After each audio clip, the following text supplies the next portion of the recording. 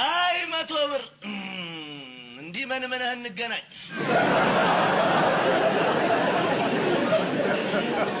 እንደ መታወቂያ በኋላ ኪስ እንደ ፎቶ በፍሬም አሽሞንሙነን እንዳላደግን አወዳደቅ እንዲሁን።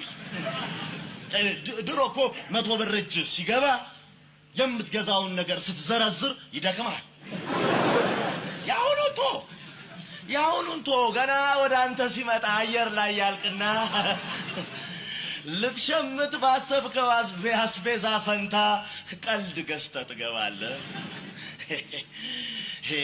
ከዋና ስሟ ይልቅ ቅጥል ስሟ ተረፈን እኮ የ100 ብር 100 ብር ከ100 ብር ቅጥል ስሞች ሁሉ ግን የመጨረሻ አንጀቴን በሳቅ የበጠሰው ሰፊው ህዝብ የሚለው 100 ብር ሰፊው ህዝብ ተብሏል አሉ። ይሸጣል እንጂ አይገዛም።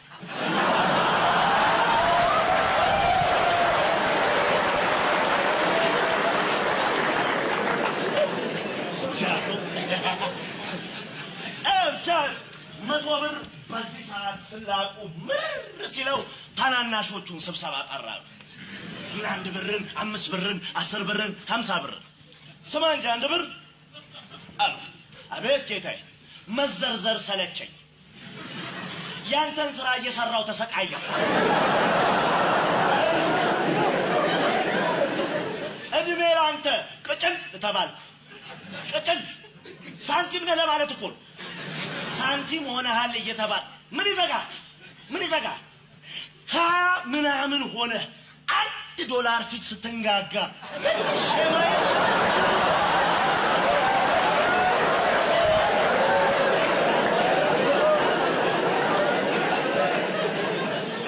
ኧረ ጌታዬ አለ 1 ብር።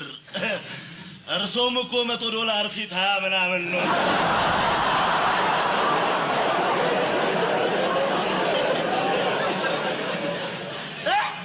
አለ 100 ብር ደንገጥ ብሎ 5 ብር ደግሞ በተራዋ ያዘችዋ።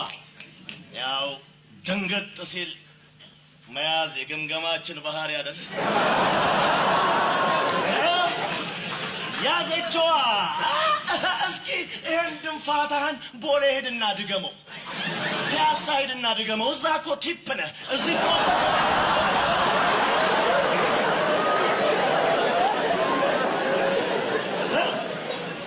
አፍንጫው ስር ያለ ጉዱን ትቶ $1 ላይ ፍጥ ይልልኛል እንዴ? ወይዘሪት 5 ብር አነጋገርሽን አስተካኪ አለ 100 ብር። እኔ $1ን ያነሳሁት ለምሳሌ ነው። 10 ብር ነው የሚስቀው። ምን ያስገለፍጣል? አንተ ደግሞ ምን ነው የሚያስቅህ? አይ ጌታዬ፣ ምሳሌ መሆን ሲገባ ምሳሌ ትጠቅሳለህ። ላሽሙርማ ብሎ ዘለፋውንማ ትችልበታለህ። መንደሬ ነገር ነህ። ለነገሩ ውሎ ነው አለዋስ።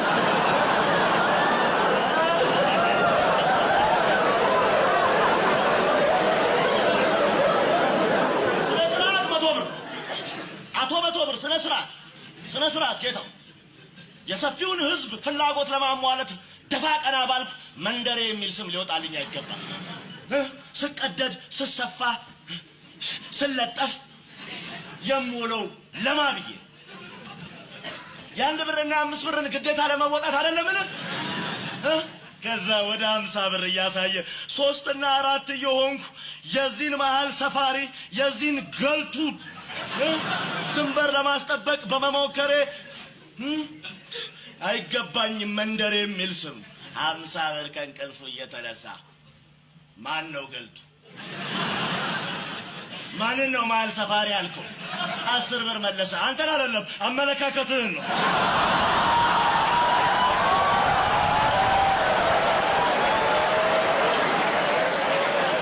እዛው አላ 50 ብር እዛው። እኔ አልደረስኩባችሁ፣ አትንኩኝ። እዛው እርስ በርሳችሁ ተደፋፈኑ፣ ተዘራዘሩ። 10 ብር ጣልቃ ገባ። አልጨረስኩም፣ ሀሳቤን አልጨረስኩም። መልኬ ሳቀፋችሁ በፊት እንተጋገስ፣ እንረዳዳ። ሰርቶ ለፕላስተር ሆኗል የኔ ጉዳይ። ቢያንስ 1 ብርና 5 ብር ተጋግዛችሁ የቁስሌን ወጪ ሸፍኑ። በእኔ ስም መነገድ ይብቃ። አካሄድ 100 ብር ገባ። ይሄ ስብሰባ እንጂ ለቅሶ ቤት አይደለም። የብርነት ክብራችንን ጠብቀን እንወያይ እንጂ የሰዎች ስብሰባ አስመሰላችሁት። 100 ብር አሁን ገና ከአቅሟ በላይ ተናገረች። አሁን ገና ከአቅሟ በላይ ተናገረች። የሰዎች ስብሰባ አስመሰላችሁት አለች እኮ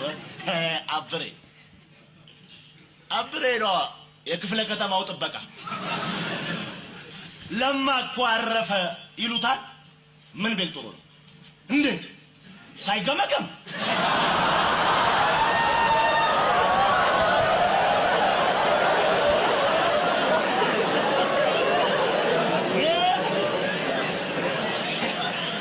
የብራችን ወሬ በነነሐስ በነመዳብ ቋንቋ ሆነዋል።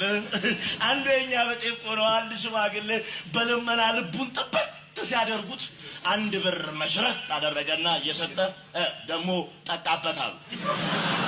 ሽማግሌውስ የለ ቤት እሰራበታል።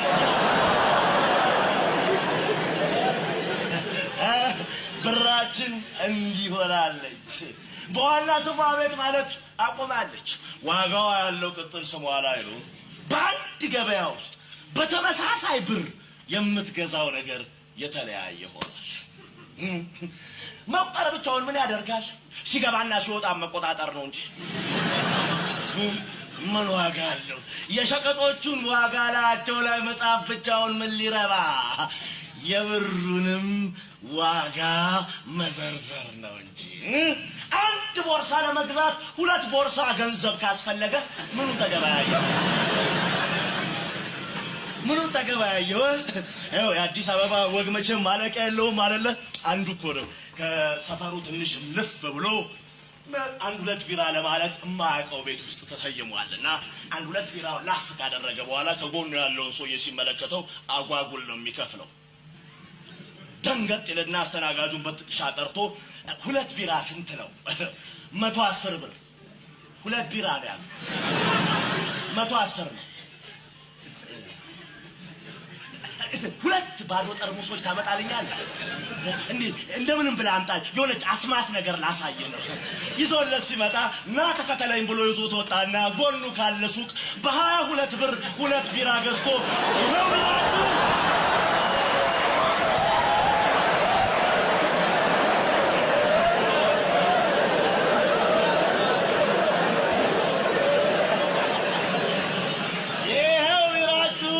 ወንድም እዛው ቀዝቀዝ አድርግና ለለመድከው ሽጣት።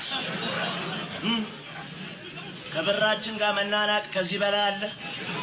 በ5 ብር መንገድ የመኪና መንገድ ሄዶ በሳንቲም የለቀመውን ወተት ማት ፒያሳ ላይ ደረስኩ ብሎ 20 ምናምን ብር ይለጥፍበታል። ወይ አላለብሽ ወይ አላጥሽው በዓይንሽ ብቻ በጠበጥሽው ይላል። ወተቱ ፊትም ውሃው ፊትም ስጋው ፊትም ቆስጣው ፊትም 100 ብርህን ለማውጣት ካፈርክ ነገር አለ ማለት ነው። ነገር አለ። 1 ኪሎ ብርቱካን ስትል ለቁርጥ ነው ለክትፎ የሚል ተረብ ከተወረወረብህ ነገር አለ ማለት ነው። የስጋ ቢላዋ የስጋ ብር መቁረጥ የለበትም። እንዴት ሽንኩርት ሲገዛም ሲከተፍም ያስለቅሳል።